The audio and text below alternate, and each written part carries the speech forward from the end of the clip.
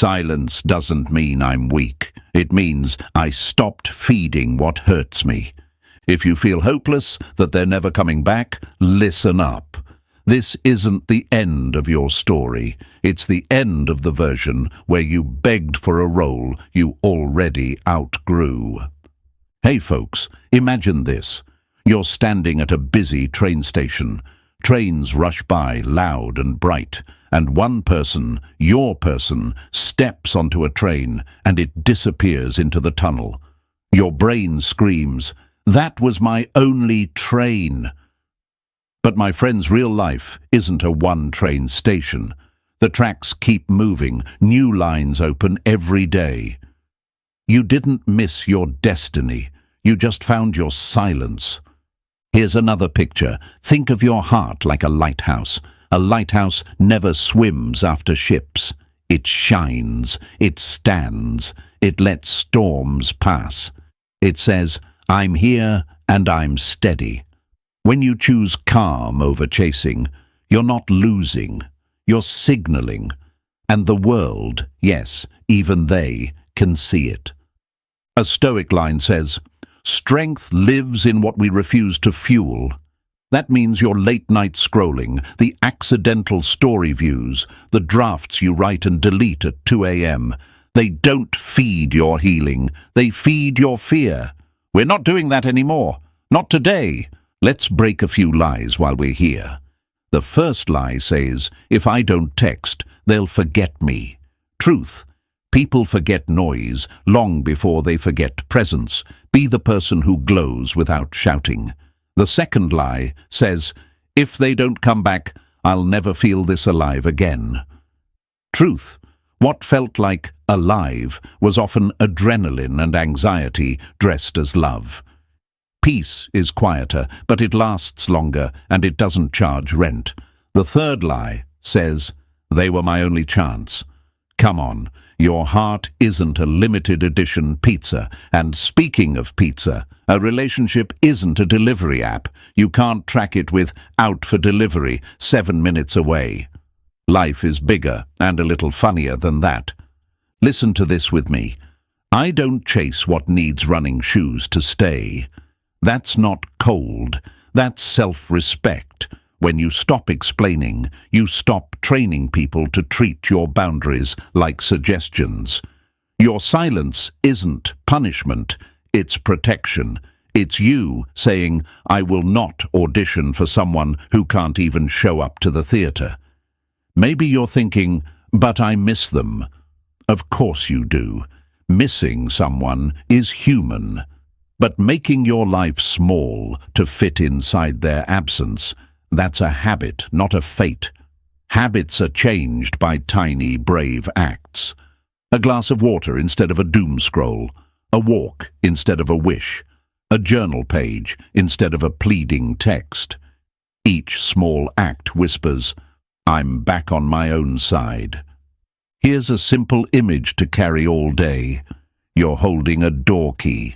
When you chase, you're handing your key to someone else and begging them to open your life. When you choose calm, you keep the key. You decide who gets access, when, and how. That's not pride. That's the order. My friends, if they return, great. You'll meet them as a gatekeeper, not a beggar. If they don't, even better, you'll meet yourself. Finally, what I don't water withers. What I water grows. Today, we water dignity, sleep, strength, and steady breath. Stay with me. We're building something they can't give and they can't take. Type this in the comments to seal it. I choose myself. Press the like button, subscribe for more, and stay with me. Your peace is starting now. Number 1. The spiral isn't truth. Hopelessness is not a fact. It's a story your fear keeps repeating.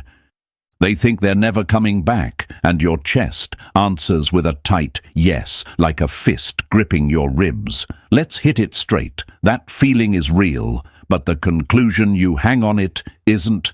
The mind loves to make permanent stories out of temporary moments. It's like walking through a foggy street and declaring, "The sun has died." No, my friend, the sun is right there. Fog is just loud. Picture this. You're in a courtroom where the prosecutor is your anxiety and the defense attorney is asleep. The prosecutor brings out Exhibit A, their silence, Exhibit B, a photo where they look happy.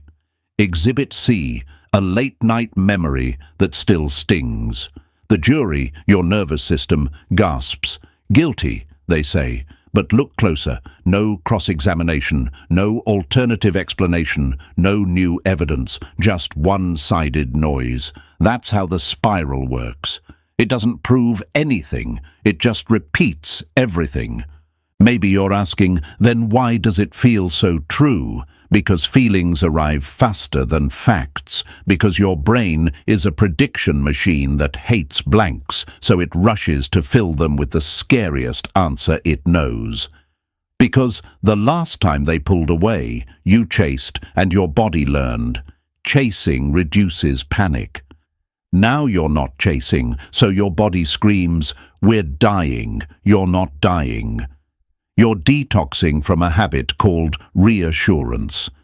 As one Stoic insight says, strength often lives in what we refuse to feed.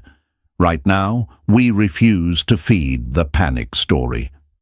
Another picture, you're in a casino, and every minute without a text is a slot machine fail. No cherries, no bells, no payout. Your mind decides, the whole casino is rigged, love is over. But step outside. It's daylight. People are building businesses, drinking coffee, laughing at nothing, asking their dogs serious questions like, do you pay rent? Life is bigger than the room your fear locked you in. You're not trapped. You're just early to the exit. I know the questions that arrive at 2 a.m. Were they ever serious? Did I imagine everything? Are they already replacing me? The mind is a director who loves drama and zero budget. It will use the same 3 scenes and still make a horror film. Here's the lie under those questions. If I can think hard enough, I'll control the outcome. No, thinking harder only makes the fear louder. Control doesn't live in your head. It lives in your choices. The choice, today, is calm over chasing, presence over panic. Another image. Your heart is a house. When you wait at the window all night, staring at the driveway, you miss the repair work inside. Leaky roof, squeaky floor, the door that never closed right. They might drive back one day, and you'll still be living in a half-finished place. Or you can pick up the tools now. Quiet repairs, new paint, solid locks. People feel the difference when they walk in. They won't know why it feels better. They'll just know it does.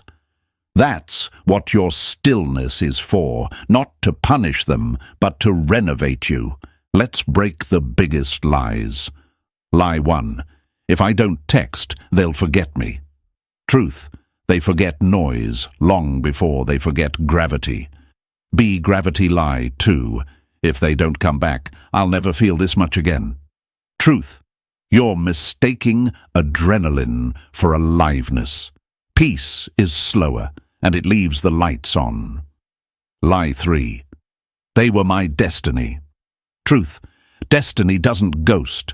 Standards do the choosing. As someone wise put it, the best revenge is not to be like the one who hurt you. We're not doing revenge. We're doing refinement. Why is this so hard?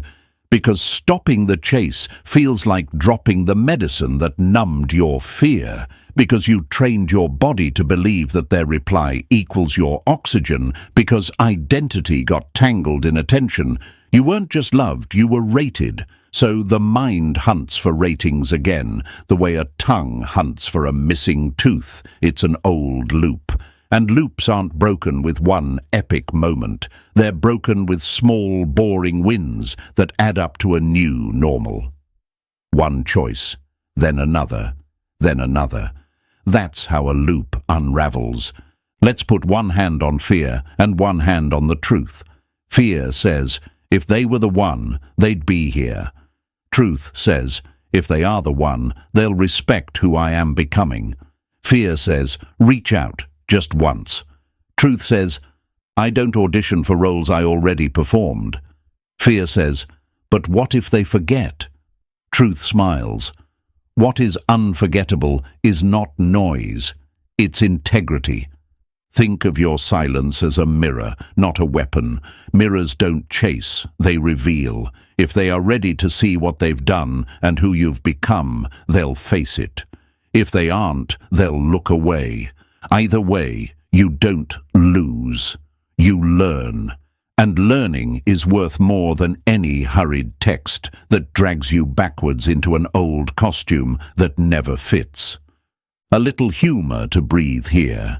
Your heart is not a food delivery app.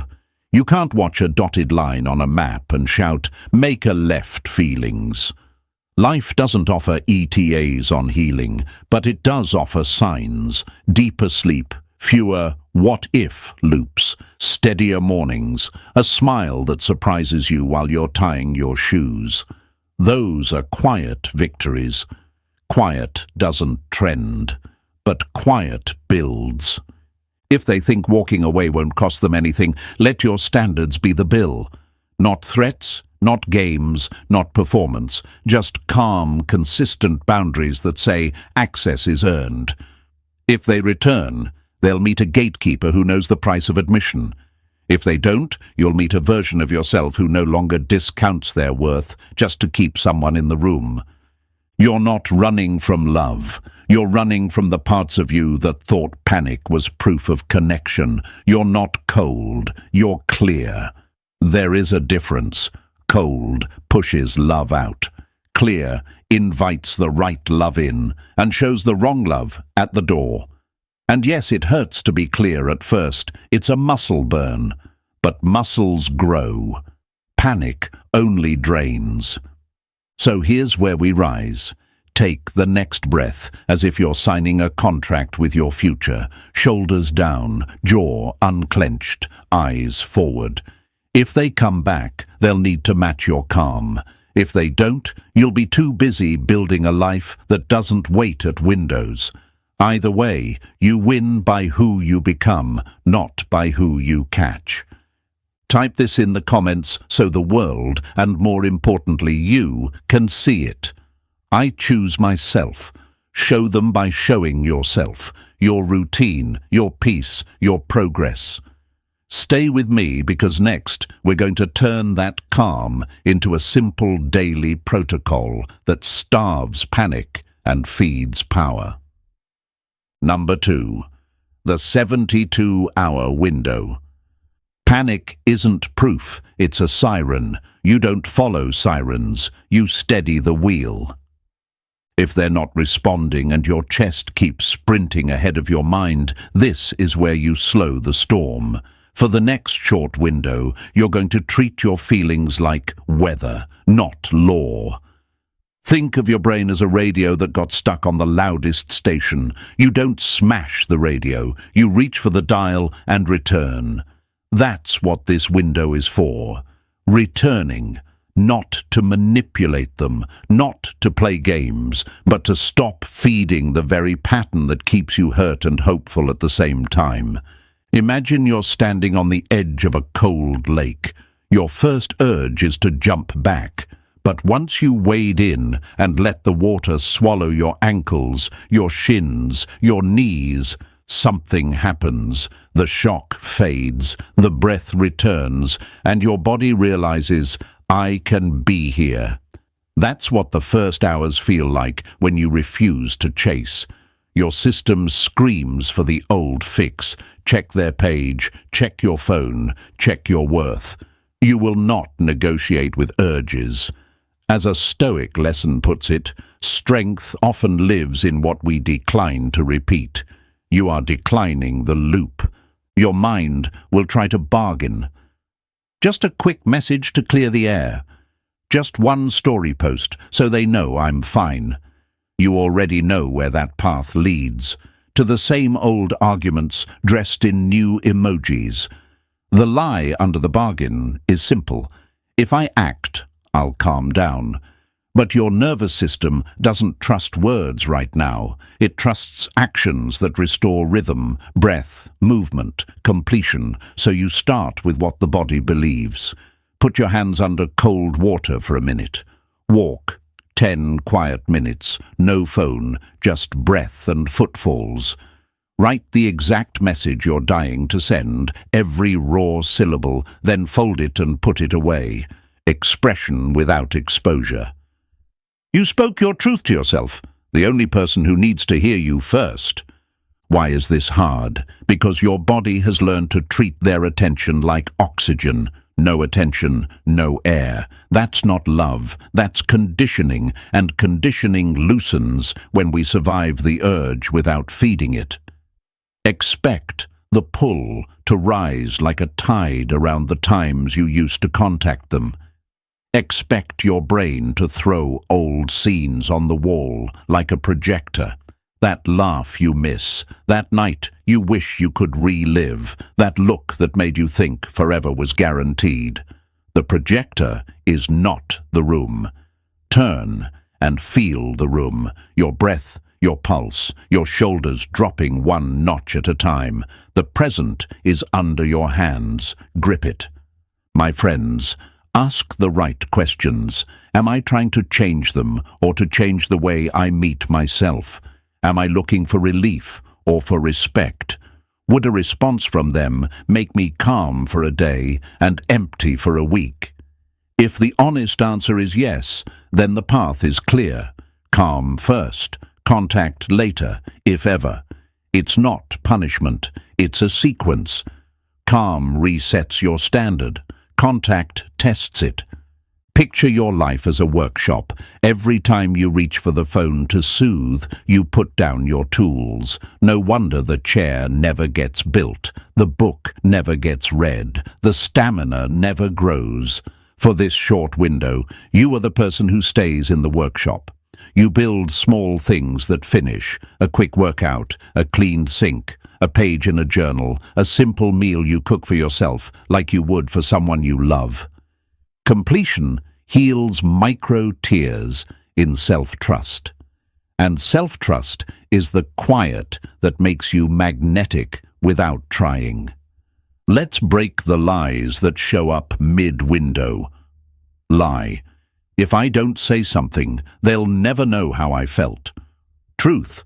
The person who couldn't hear you at your loudest won't hear you at your most desperate lie. If I post something, they'll understand I'm okay. Truth. Performance invites performers. You are done auditioning. Lie. If I wait, I'll look foolish. Truth.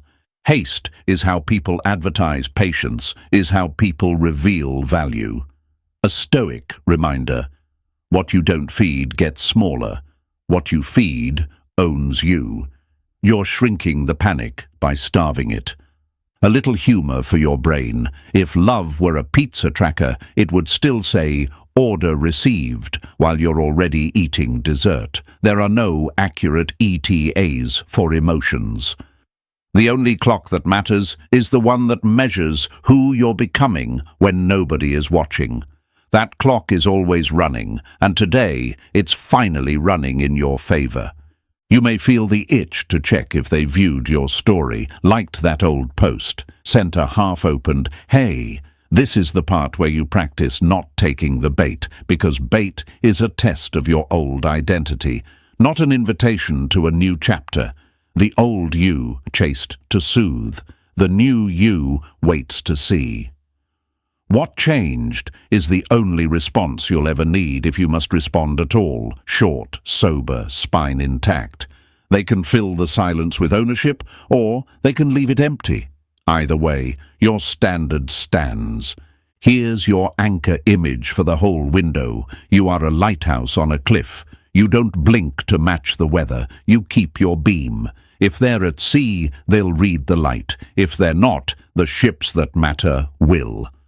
A lighthouse never looks ridiculous standing still. It looks inevitable. Now breathe with me. In for 4, hold for 4, out for 6. Again. Notice that nothing exploded.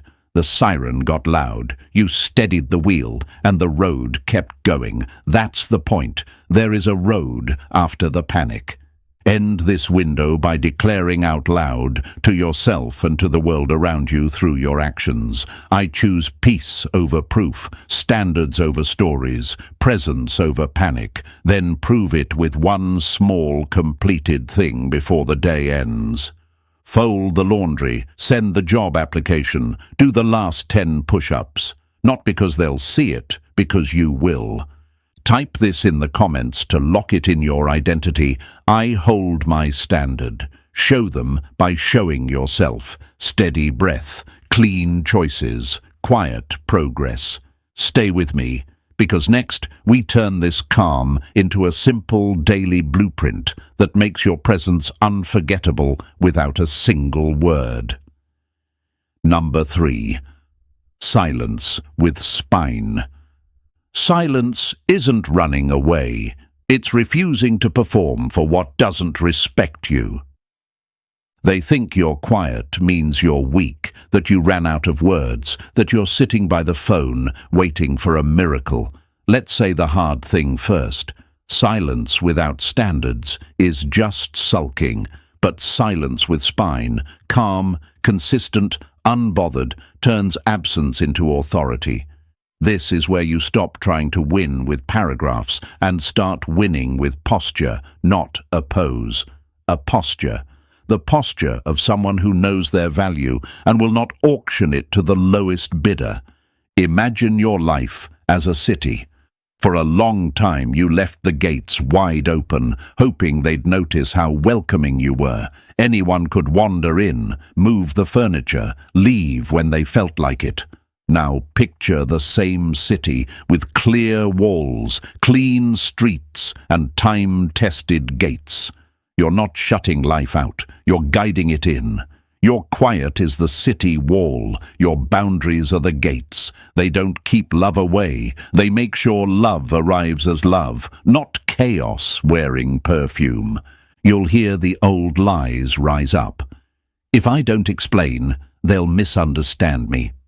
They already did. Explaining again teaches them your boundaries are flexible if they push hard enough. If I respond quickly, they'll see I'm kind. Kindness without self-respect reads like permission. If I let this slide, it'll keep the peace. That's not peace. That's a ceasefire signed by only one side. The Stoic wisdom here is simple. What you reward, you repeat. If their lazy effort still earns your attention, why would they ever bring more? Why is silence with spine so difficult? Because your nervous system is addicted to closure and silence offers none. Because in the past, whenever they pulled away, you performed essays, apologies, confessions to get a few minutes of relief. Now you're choosing relief that lasts over, relief that costs. There will be a tremor in your hands the first few times you don't pick up, don't explain, don't chase. That tremor isn't weakness, it's withdrawal. You're detoxing from perform to be chosen. Think about a mirror. A mirror doesn't argue with what stands before it, it simply reflects. Your quiet is that mirror. If they come with games, it shows them their games. If they come with honesty, it shows them their honesty. Mirrors don't chase faces. Faces return to mirrors when they're ready to see.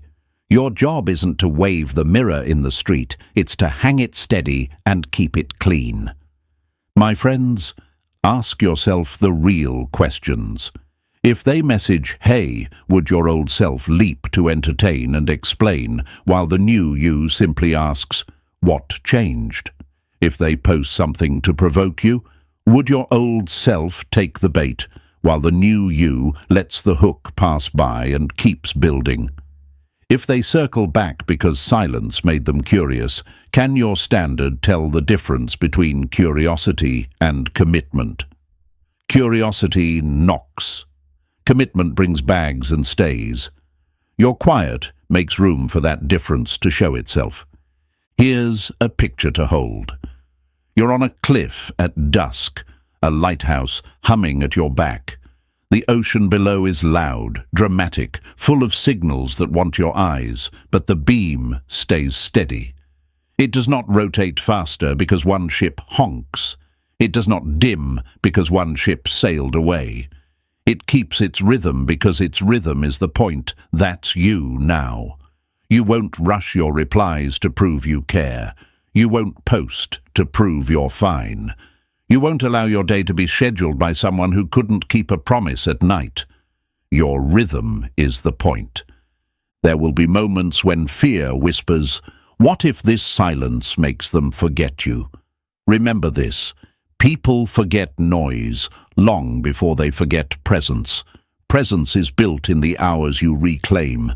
Training your body, sharpening your craft, tidying the room your future self will live in, speaking to people who speak back. Presence is felt in the way you walk into a room. Shoulders soft, eyes calm, not auditioning. Presence is the absence of pleading. They won't forget it. Even if they can't name it, they'll feel it like gravity. Let's cut through the last lie, the one that sneaks in wearing tenderness. I'm not trying to chase, I just want them to know I still care. They already know you care. Caring wasn't the problem, standards were. When you answer chaos with instant comfort, you become the cushion for their worst habits. When you answer chaos with quiet and clear gates, you become the consequence people grow when comfort stops cushioning what needs to change. A little humor to ease the shoulders. Love is not a group project where you do all the work and they still get the grade. If they want access, they bring their part. Essays are over. Exhibits are over. You've entered the era of show me, not a threat. A policy. So here's how silence with spine feels from the inside. Your phone buzzes and your breath stays slow. Your eyes see the name, but your shoulders don't jump. You don't perform punctuality to prove you're not mad. You reply when your calm is real and your standard is present, or you don't reply at all because there's nothing to reply to. You let time collect data, not to punish them, so you don't gaslight yourself. A person can only hide who they are in silence for so long. Your quiet lets the truth arrive without you forcing it. When they finally face the mirror, one of two things will happen. They'll either bring ownership or excuses. Ownership sounds like clarity. I did this, I understand the impact, here's how I'm repairing it. Excuses sound like fog. Bad timing, crazy weak, you know me. Your silence with your spine makes fog embarrassing to stand in. That's not cruelty, that's light. Now stand up a little taller, breathe deeper. This is the part where you stop being the storm chaser and become the weather. The forecast is calm. If they can live in it, welcome. If they can't, let the wind carry them to a climate that fits them better. You are done reshaping your sky for visitors who won't stay. Type this in the comments so your mind, your body, and everyone watching your glow-up can see it. My silence has a spine. Show them by showing yourself. Steady decisions, fewer words, better days. Stay with me, because next we'll turn that spine into a visible signal, a presence that speaks for you before you say a single word. Number 4. Breaking the lies. Not every thought you feel is true, and not every fear deserves a microphone. They told themselves a story, and somewhere along the way you started believing it too. You know the one. That you're forgettable without noise, replaceable without chasing, powerless without their response. Let's walk straight into those lies and turn on the lights, Because lies are like shadows on the wall, big and scary until you bring the candle close and see the coat rack that made them. Imagine you're in a midnight funhouse. The mirrors stretch your face, shrink your shoulders, twist your body into a stranger. For a few seconds your brain believes the distortion. That's what loneliness does to memory. It stretches the good moments into legends and shrinks the bad ones into footnotes. You start asking, were they really that bad? Maybe I overreacted. Maybe if I just text once. The mirror is lying. The facts did not change. Your nervous system is just hungry for relief, and nostalgia is fast food. It tastes good in the moment and hurts later. Don't eat it. The first lie says, if I don't speak, they'll never understand. But think about it. Did they understand when you used all your words? When you sent the long messages? When you explained calmly? When you cried and confessed and said exactly what needed to change? Did understanding show up and unpack a suitcase? Or did they nod, promise, and then repeat the same pattern? Silence isn't the enemy of understanding. Entitlement is. Your quiet doesn't block clarity. It reveals whether they're capable of it.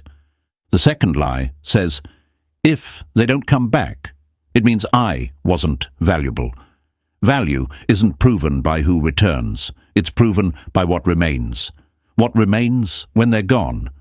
Your habits, your discipline, your word to yourself, your ability to sit in a room and choose something that builds you over something that breaks you. That is the value. It is not loud, but it never moves when the wind blows, and when you hold it, people feel it like gravity. The third lie says, their happiness without me proves I didn't matter. My friend, a smile on a screen is not a scientific instrument. People post highlight reels from messy rooms. They upload sunsets on days they argued. They share quotes about peace while ignoring apologies they owe. Stop letting a rectangle certify your worth. Peace is not performed. Peace is practiced. You are practicing now. Why do these lies sound so convincing? Because your brain is wired to protect you from uncertainty, and uncertainty is loud right now. The mind would rather believe a painful story than believe no story at all. They replaced me feels solid, even if it's wrong. I was never enough gives your pain a neat box, even if the label is a lie. The truth is more uncomfortable. You don't control their growth, their timing, or their choices. That's hard medicine. But it's also the medicine that frees you. As a Stoic lesson teaches, control ends at your choices.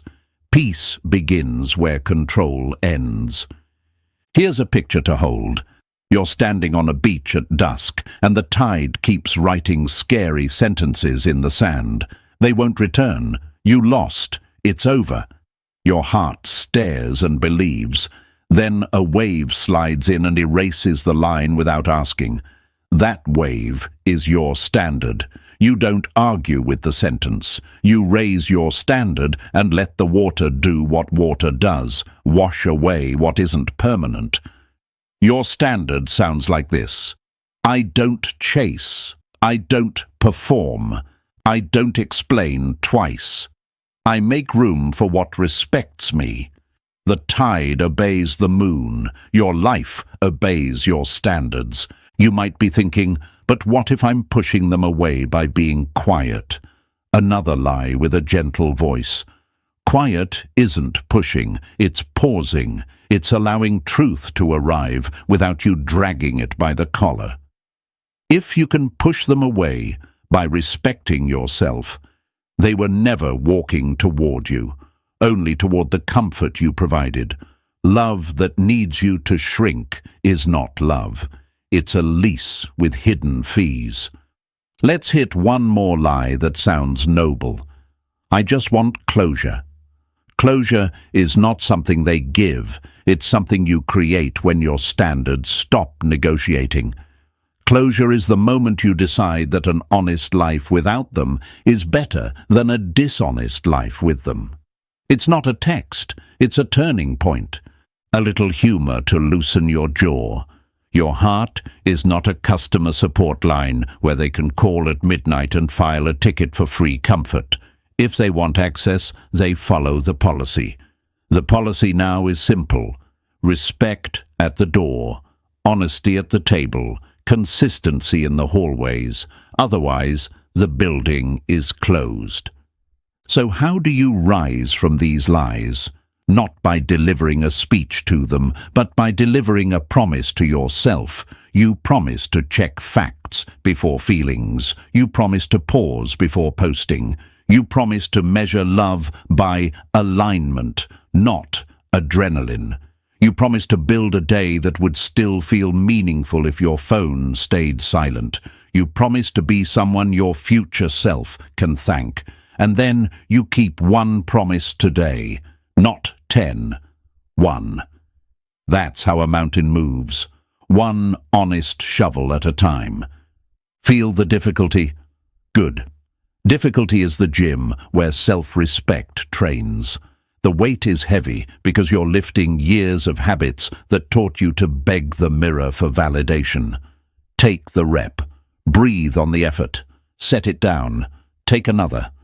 In a few weeks, the lies will still knock, but your hand won't reach for the handle as fast. That's strength. If they come back with fog, you won't light yourself on fire to glow for them. If they come back with clarity, you'll listen from a steady chair. Either way, you're no longer bargaining with your peace. You're protecting it. That is the real win. Because when your peace is guarded, your choices get clean, your days get simple, and your presence starts speaking before you do. Type this in the comments to lock it in your identity. I break the lies. Show them by showing yourself. Calm choices, clean boundaries, quiet progress that keeps going whether they watch or not. Stay with me, because next we'll turn this truth into a visible signal. Your lighthouse habits that make you unforgettable without a single word. Number 5. The lighthouse effect. Attention chases noise. Respect follows signals. They think presence means posting louder, texting faster, proving you're fine. But the noise burns out. Signal last. This is where you stop being the echo in their hallway and become the lighthouse on your own cliff. Hard truth first. If your day is built around checking whether they noticed you, you're handing your value to a scoreboard you don't control. A lighthouse never checks who's watching. It shines because shining is its job. Imagine your life like a harbor at night. For months, you stood on the dock waving flares, long messages, late-night calls, carefully timed stories, hoping one ship would turn. Flares are bright and brief. Now picture the beam from a lighthouse, steady, predictable, calm. Ships don't respect flares. They respect the beam that's still there after the storm. That's your new energy. Not performance, pattern. Maybe your mind protests, but if I don't show I'm okay, they'll think I'm broken. That's the old lie. People who need you to prove you're okay aren't coming to care, they're coming to consume. Another lie says, lighthouse habits are boring, only to people addicted to chaos. To those ready for real connection, predictability is safety, steadiness is romance, repetition is trust. As a Stoic lesson reminds us, excellence is a habit, not a headline. So what does the beam look like in real life?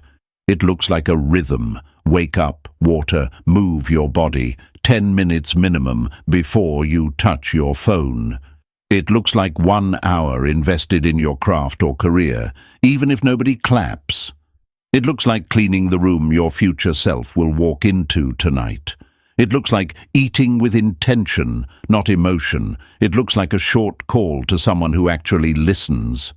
It looks like reading 10 pages instead of rereading old texts. Tiny, unsexy things done daily with your name on them. That's a signal. Why is this hard? Because chaos feels like passion when you've lived in the storm. Your nervous system misses the lightning. Silence feels wrong because the alarm isn't ringing. You'll be tempted to create noise just to feel alive. Post a half-true quote, send a "hope you're good" scroll for pain. Don't. That isn't aliveness. That's withdrawal, calling itself romance. Give your body time to fall in love with calm. It will. Calm has a slower flavor, but it feeds you longer. Questions will poke at you. If they saw me shine, wouldn't they be here? Careful. The lighthouse doesn't rotate faster for one ship. It doesn't dim because a ship sailed past. It does not audition for the ocean. Your job is to build a life that would still feel meaningful if your phone stayed silent. If they are the right person at the right time, they will recognize the signal. If they aren't, the right ships will. Let's break a few more lies that sabotage your beam. Lie. I'll start my routine when they come back. I can't focus now. Truth. Routines don't wait for closure. Routines create clarity. Lie. If I post my progress, they'll think I'm trying to make them jealous. Truth. Progress posted with peace is a journal, not a jab. And you don't owe anyone an explanation for becoming healthy. Lie. If I slow down, I'll fall behind. Truth. Rushing is how you run in circles. Rhythm is how you move forward. Carry this picture. Your presence is gravity. Gravity doesn't argue, it organizes. When you get consistent, sleep, food, work, training, reading, faith, or reflection, your world begins to orbit the right way. People feel it before they name it. They show up differently in your space because your space is different. You didn't send a speech, you built a field. My friends, the lighthouse effect is also a filter. Curiosity may circle your light, but commitment docks, ties a rope, and shows up tomorrow. If they reappear with a "hey," your old self would sprint to fill the silence. The new you asks the only question that matters. What changed? If silence taught them nothing, they'll offer fog. If silence taught them truth, they'll bring ownership. You don't need a script. Your standard is the script. Add a little humor to loosen the jaw. You are not a pop-up shop in a mall of distractions. You're a well-run store with clear hours, quality goods, and a no haggling sign. People who value you read the sign and still come in. People who don't value you complain in the hallway. Either way, your policy stands. Now let's make it practical for the next 7 days. Choose 3 lighthouse habits and protect them like rent. Movement, craft, order. Movement, sweat a little daily. Craft, 1 intentional block for skill or work that compounds. Order, leave 1 space better than you found it. That's it. If the urge to perform for them spikes, touch your habits instead of your phone. Do 10 push-ups. Read 2 pages. Delete 3 old screenshots. Small completions are how self-respect catches fire. And here's the thing nobody tells you. The lighthouse effect will change your voice, not your tone, the weight underneath it. You'll speak fewer sentences with more consequence. You'll say no without apology. You'll smile without pleading. You'll stop announcing promises and start delivering patterns. That's when you become unforgettable, not because you chased, but because you stood. If they return, they'll meet a version of you that doesn't sell access for attention. If they don't, you'll meet mornings that don't begin with begging the past to text you back. Either way, you win by who you become, not by who you convince. Take a breath. Shoulders are soft, eyes forward. This is your cliff. This is your beam. You are done auditioning. You are building. Drop this in the comments to lock it into your identity. I am a lighthouse. Show them by showing yourself, your rhythm, your work, your peace. If this spoke to you, press like, subscribe, and share it with someone who needs a steady light tonight. Your glow-up isn't loud. It's inevitable. Stay with me.